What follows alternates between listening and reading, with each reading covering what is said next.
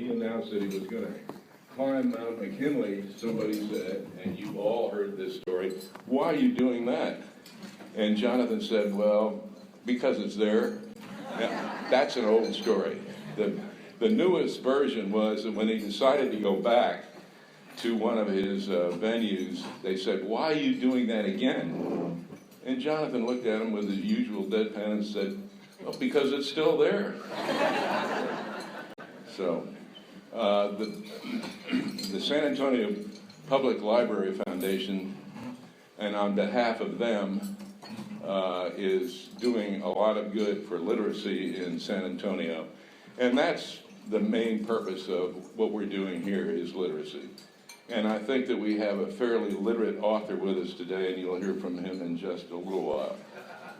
But it's certainly a pleasure to have you all, and thank you, all of you, for your donations through buying tables and buying books. It is much appreciated.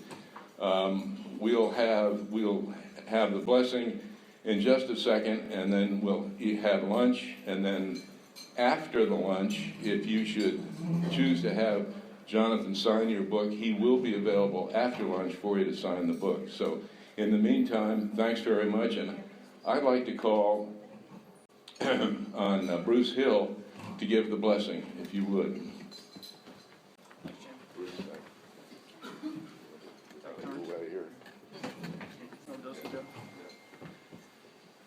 Please bow your head. Lord, thank you for bringing us together today. You are the creator of all, higher than any mountaintop. It is there because you made it. So we celebrate this day, Lord, in gathering together in your name and your presence, and give thanks for those who have brought joy to our lives, including the author here today and the many gifts that you've given to literacy by your attendance here. So, Lord, thank you for this time, and thank you for this food. In your name we pray. Amen.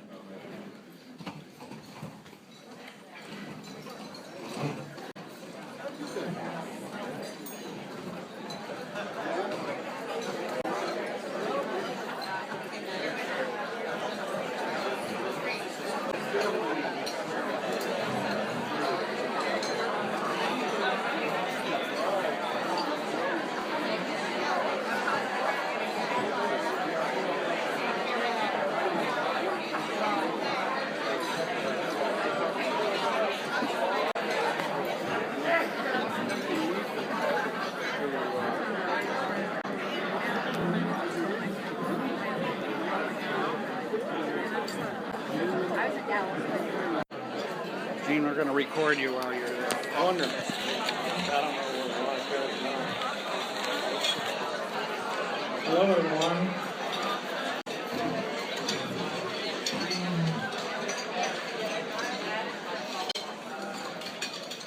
I wanted to mention that there is a mistake on the program because it says that I am going to introduce Johnny Calvert. But Johnny Calvert doesn't need any introduction to anybody here. What I am here to do is to lead our thanks to Johnny for his gift to us. And our thanks to Betty and his family for helping him with his life. And we also want to thank E.A. Durham and his family that are here with us today, because it was only with E.A.'s encouragement that Johnny began his trek of these adventures.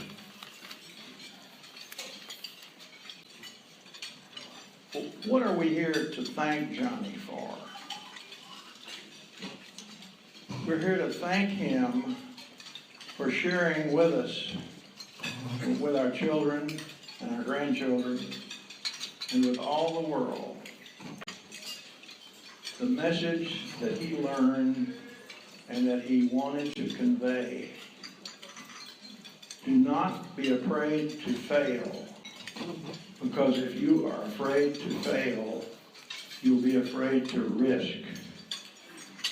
And if you fail to risk, you'll miss life's greatest discoveries. So now, Johnny, we want you to show us the trigger of all your discoveries, the urge to know. Thank you, Johnny.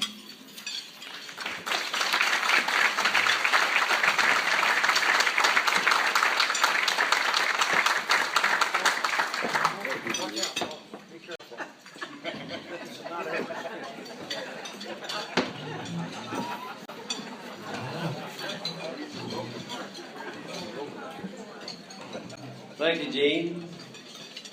First of all, I want everybody to know that if Gene had not been persistent in urging me to write this book, we wouldn't be here today. He never let up. First of all, I want to thank Tracy and Brianna Kirk for putting this luncheon together for the library. And I think it's a wonderful gift for the library. And I want to thank Gene and Logan Ames III for all the work that they put in to this affair. And Jim Hayne, where'd you go? Thank you, Jim, for your words earlier.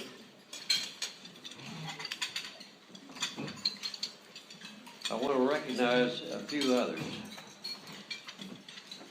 This book, all I did was take pictures and write, but the book was really put together by Pentagram Design up in Austin. And that includes Julie Savasky, DJ Stout, who really made the book the way you see it now. And I want to thank them for what they've done for me.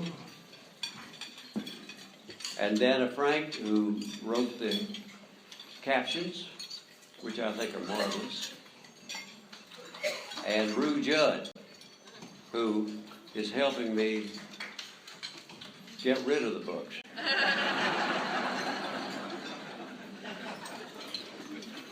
So let me begin. I want to describe the book just first a little bit. It's a product of almost 5 years and 50 years of adventure. As you know, as you can see, it's a large book. The reason it's a large book is because I like large photographs. And if you don't believe me, the picture on the cover of the book is a picture I have in the living room that's blown up. It's 4 feet by 9 feet. That's a large photograph. It's not a travelogue. It's just an account of my experiences. And there's 6 chapters, and each chapter has a lot of subchapters. And they cover a geographic region, and it's not chronological. The book began with the idea of a book of photographs. And I had some friends who know a lot about this, and they suggested that it had to be more than a book of photographs, because there are a lot of books of photographs out there, but I had such interesting stories, and I needed to include those stories. And that made the book go in a different direction. In addition to my expository writing, I have quoted out of my diaries extensively without altering the language. I never fudged in anything I wrote in those diaries. And I got to tell you, I have used some language that my mother would not have approved of. But I want it to be accurate and without embellishments. So, why did I write it? Well, really 2 reasons. One, a family history. I think every family has its own history, and it should be recorded and preserved for future generations. A published book is not necessary, but a record is.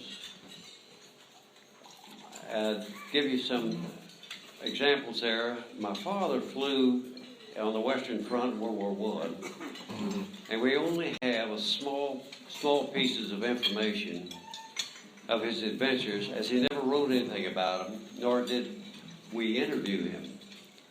And those experiences are lost forever. My brother Jim gave an oral history of his World War II flying to the Nimitz Museum, and now those experiences are now on the records. Until writing this, I believe I did not share too much of it with my family. When Betty was doing some editing for me, she read about a near fatal accident and said, "You never told me that." I said, "I didn't." The second reason for writing it is I want to inspire people to follow their own experiences and adventures. I've had many people ask me at one time or another when I've come back from a trip, say, "Where did you go?" When I tell them, they say, "Oh, I'd like to have done that. I wish I could have done that." And sometimes I say, "Well, why don't you?" This book is about my adventures. They're not planned, they just unfolded. Looking back, there's a logical progression of dots, and this book connects those dots. Someplace within each of you here in this room, there's an adventure. Ask yourself, what is it? Do it. If you're not, you will only have regret and nothing more. Someone might want to play the violin. Great. Do it. That's their adventure. Give you an example. Betty wanted to learn to sing jazz. And so she connected with Chris Calloway, who's Cab Calloway's daughter. They went to Santa Fe every other weekend for some months to learn to sing jazz. And she loves it. And she's good. Then one other thing, don't let age deter you. Age can put you in a box because we're all programmed to do certain things at certain times in our life cycle. And that's the box. My answer is, if you didn't know how old you are, how old are you? Think about that. An interesting example of age. This past summer, I spent a month in Central Asia, and one day we were hiking up to a place called Shipton's Arch, which is the highest stone arch in the world. Going up a very narrow ravine, and it's hot. And two of the people in the group were some distance ahead of us, and one was a man, one was the woman. And the man asked the lady, Valerie, wouldn't you like to stop and rest and let the group catch up with us? And she said, well, Jim, I'm sorry to hold you back, but I've had 2 knees and a hip replaced. And Jim said, Valerie, may I ask how old you are? She said, I'm 87. So near the end of the trip, I asked her, Valerie, what are you going to do when you get back to Seattle? She said, well, I haven't made my mind up yet. I'm either going to drive to Sun Valley for a jazz festival, or I'm going to go down to Stanford for one of my class reunions. Nobody told her 87 was too old to do anything.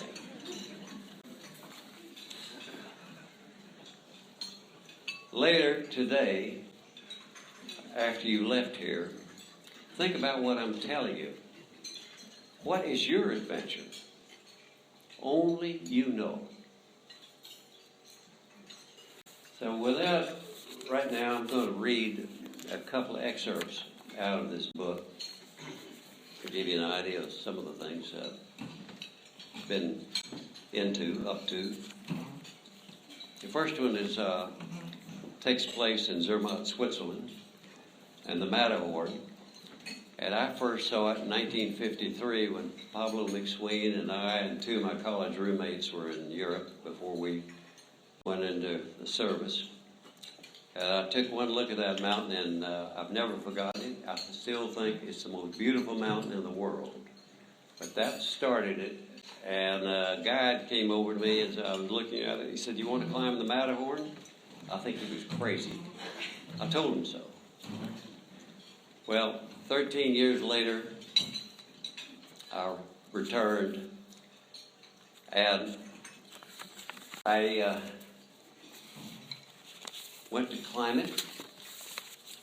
And so here's what I wrote, just a snippet. So Zermatt held but one purpose for me in 1967. I was going there to climb the Matterhorn. I hired a guide, Eddie Petrick. Mountain guides have regularly used the nearby Rifflehorn as to help novices learn and practice mountain climbing technique. That is where Eddie took me. To reach our climb, we took the Gonnegraw Railway from Zermatt up the mountain to the Rotenboden, the last station before reaching the Gonnegraw, a ridge from which one can enjoy one of the world's greatest mountain panoramas. It was only a short distance from Rotenboden to the base of the Rifflehorn, but a struggle nevertheless because of deep snow. When we reached the base of the north side, Eddie simply tied a rope around my waist and we began climbing. He stayed close, coaching me on my footwork and movements. He kept telling me to lean out from the rock. My natural inclination was to hug anything and everything I could. I would have sunk my teeth into the rock if I thought it would help. I could not avoid looking down. By the time I was 100 feet up, my anxiety was palpable. But I began to notice that I had better traction and slipped less if I leaned out from the rock.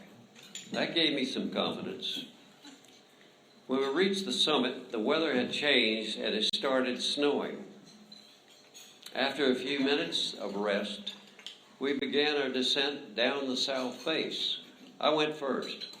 Now our positions were reversed with Eddie above me, keeping a taut rope as we down climbed. One look down and I almost froze. It was a straight 1,500-foot drop to the Gonnegraw Glacier. From my perspective, it might as well have been 15,000 feet. Eddie kept coaching me as I moved cautiously from one foothold and handhold to the next. I could still feel how cold that rock was to my ungloved hand. After down climbing some distance, we moved laterally to a narrow ledge with an overhang that protruded several feet beyond it. Here we rested. This space was so confined I had to crouch between Eddie's legs. It did not help my spirits when he pointed to a nearby ledge from which his brother and a client had fallen to their deaths a few years before. We talked a while longer. Then he said it was time to climb, and suddenly he was gone, up over the overhang and out of sight. There I was, alone, wind blowing, snowflakes swirling, trying not to look down. For the first and only time in my life, I felt true fear. The rope continued to snake upward as Eddie climbed. Then it stopped. I could barely hear him yelling, "Climb!"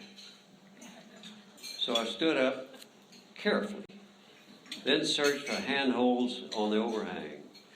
As I gripped the rock, my feet swung out and away from the ledge.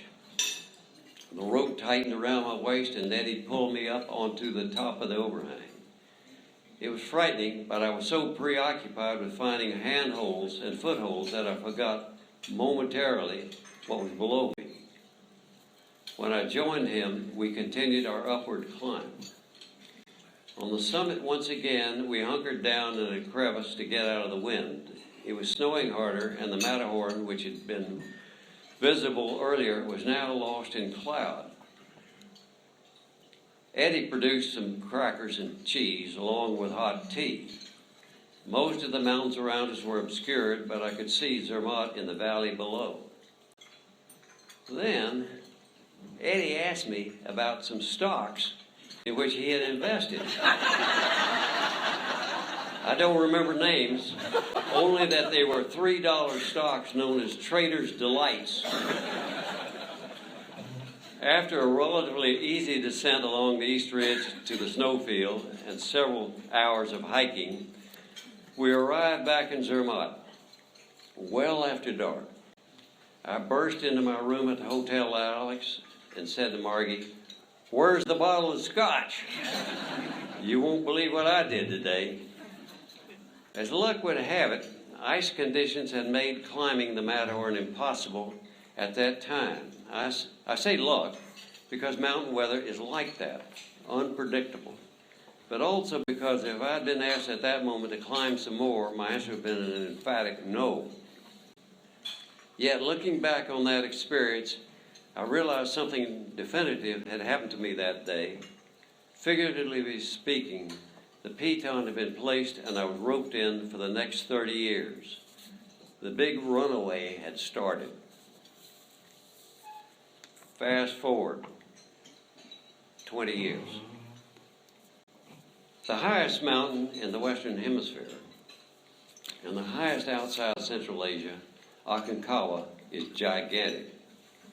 It lies entirely within Argentina, just across the border from Chile, and rises some 4,000 feet above neighboring peaks.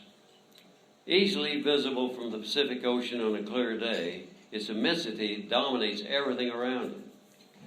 With such credentials, it draws many climbers each year, and unlike Alpamayo, it does not have beauty. Aconcagua is barren and treeless, a hulk of rock, snow, and ice. But like Mount McKinley, its weather is legendary. The idea of climbing Aconcagua had been on my mind for years. By 1987, I knew it was then or never.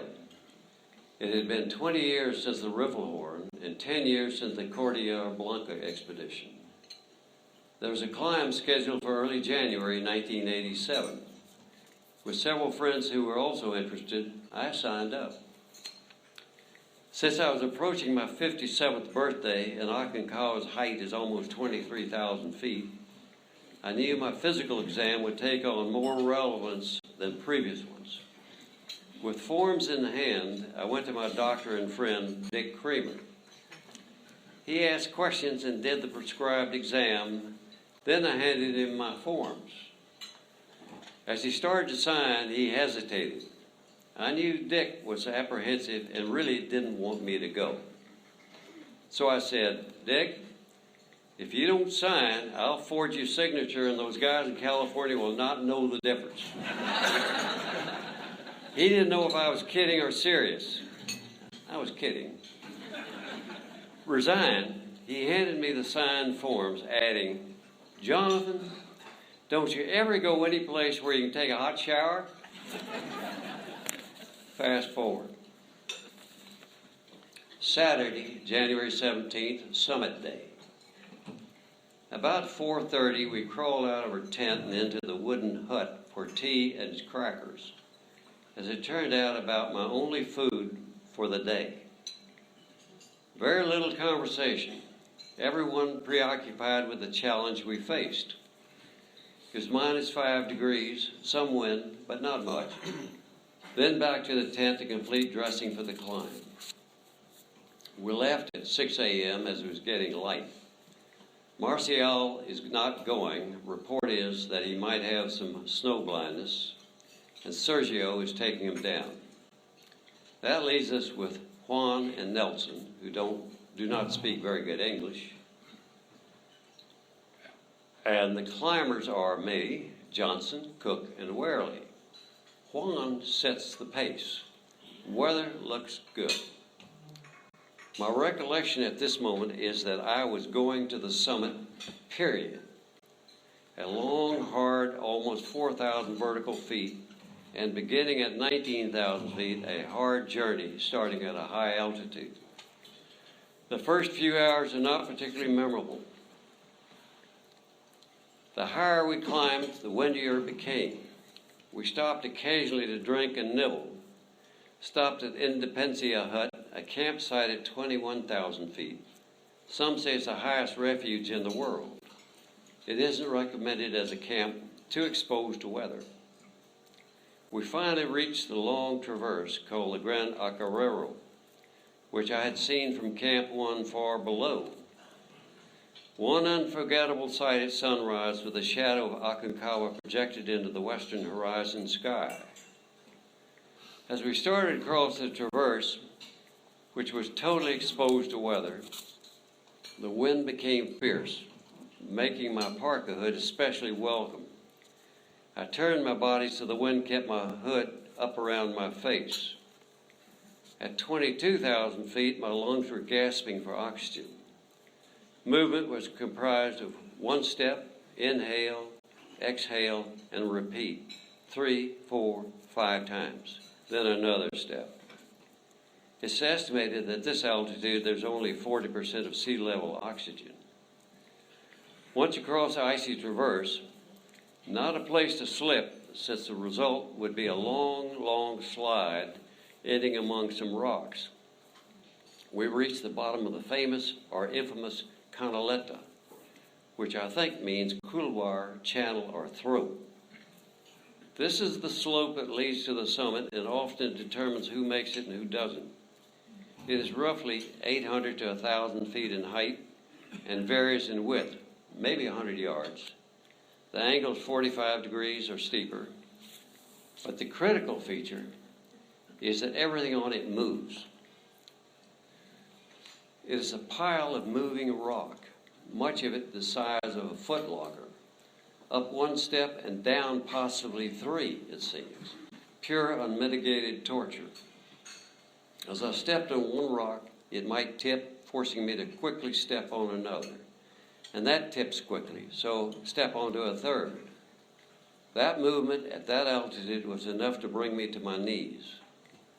You hear about it from all who have ascended the Canaleta, and none of the descriptions underrated. It took us probably 3 hours, maybe 4, to get up. As we approached the summit, the altitude was also taking a toll. Every slight movement was exhausting. Now, instead of 5 breaths between steps, it might have been 10. At the top of the Canaleta is a col, a ridge, that separates the north and south summits. At the other end of the col is the south face. After climbing up onto the col and walking a short distance to the northeast, I stood on the highest point in the Western world, and higher than anywhere outside of Central Asia. It was 6 p.m. and 12 hours up. Gaston had estimated it would take us 9 to 12 hours. I remember having to pick up my summit stone. The summit was a surprise in many respects. It is relatively flat, a plateau about the size of a tennis court. A small, partly destroyed iron cross was embedded in the rock.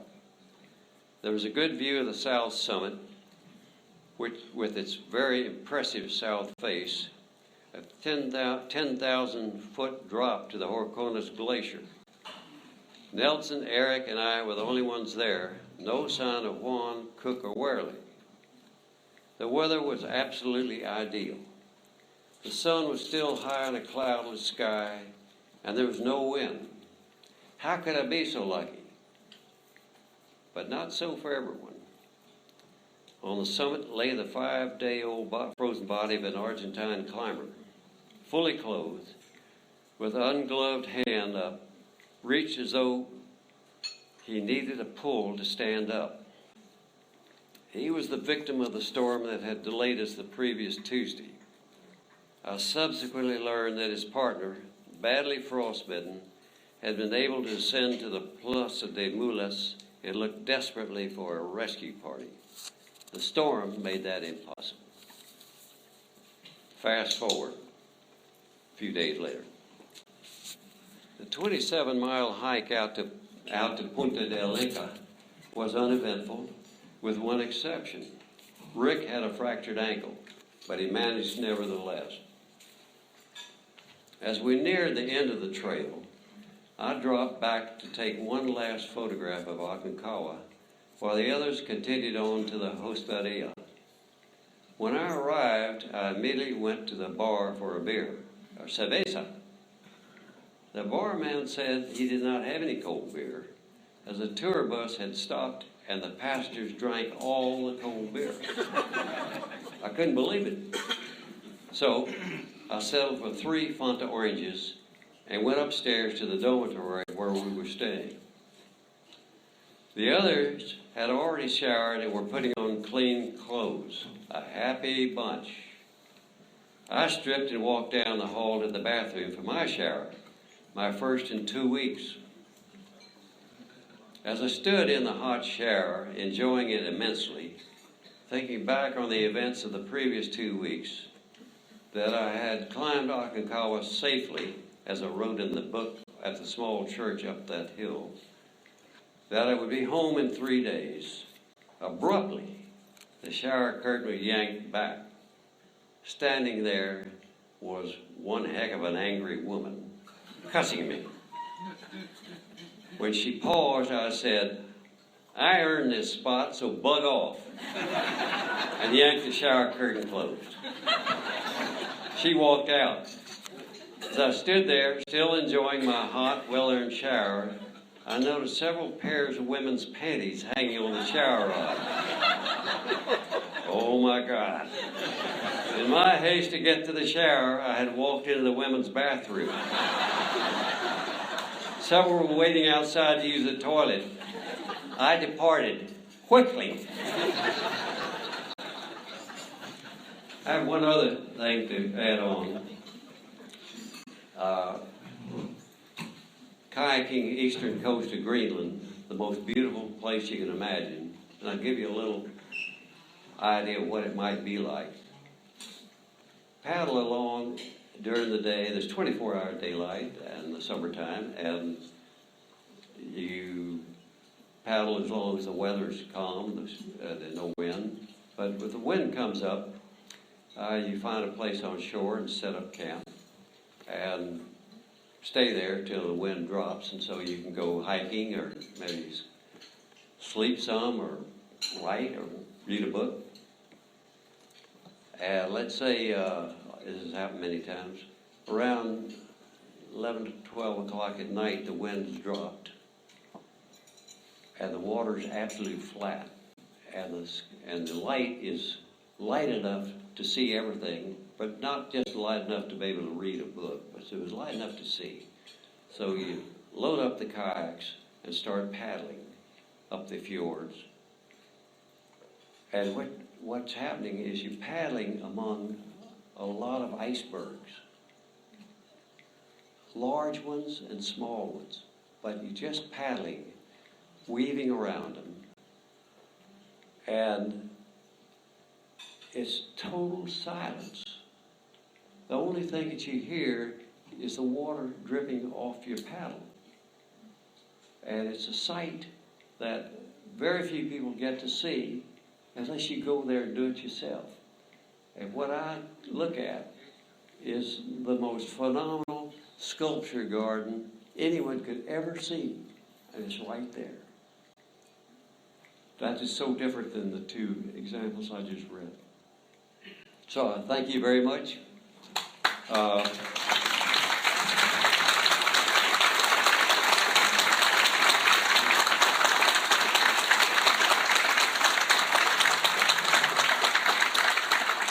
Do we have time for questions? Yes. Okay. You pick up a summit stone, but do you leave anything? Not intentionally. No, I don't. Like your card? Oh, no. There's nothing to sign in. No, Ross. No, I haven't. But I've collected summit stones for years. And E.A. Durham really got me onto this. he took a stone off the summit of the Matterhorn and then put it in a little plastic case with a plaque on it. And I always thought that was a great deal to do.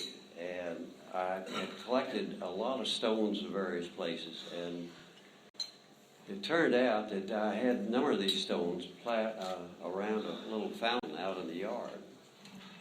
And the yard man came along one time, saw all these stones, and he threw them all away. Broke my heart. Is there anything you haven't done that you still are planning on doing? Anything I haven't done, I would still like to do. That you're still planning on doing? I always like to know. Well, I'd say I've been told that, or I've heard it told that when you begin to look like your passport picture, it's time to go home. But I'm not quite there yet. And I tried to sign on. There's a tall ship that you can sign on and become part of the crew. And I tried to sign on to that for the next year, but they didn't say so, but they said, you're too old. But I'm going back to Antarctica in January on a sailboat. Jim. What would you say are the 2 or 3 most dangerous situations you found yourself in and all the travels that you had? Most dangerous situations? I would say the climb on the Heim Glacier on Kilimanjaro, where I had an equipment failure. When in Peru, I was rappelling and fell out of my rappel. Luckily, I was able to lock my ankles around the rope, so otherwise I'd had a free fall.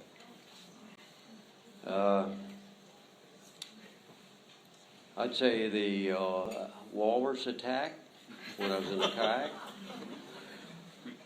But there have been others that I didn't realize at the time. For instance, in Nepal, my first climb there, as we were going for the summit, the 2 rope teams ahead of us crossed this snow bridge, and the 2 people on my rope, I was the third one, crossed the snow bridge, and when I crossed it, it broke, and I would have gone into this black crevasse. Luckily, my pack was large enough that it wedged me in, and only my feet dangled.